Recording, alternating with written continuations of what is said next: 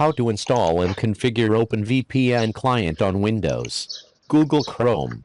OpenVPN.net.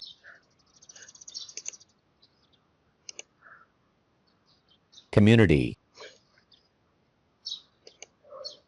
OpenVPN Open Source Community Edition. Download OpenVPN. Install OpenVPN client.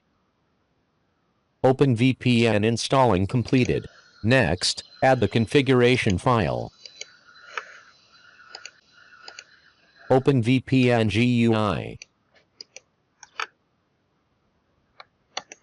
Import.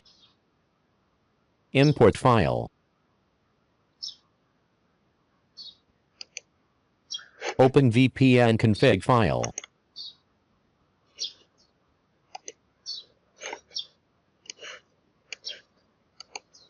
Import OpenVPN config file.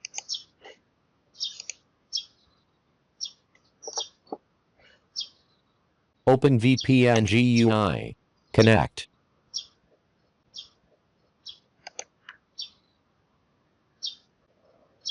Connected.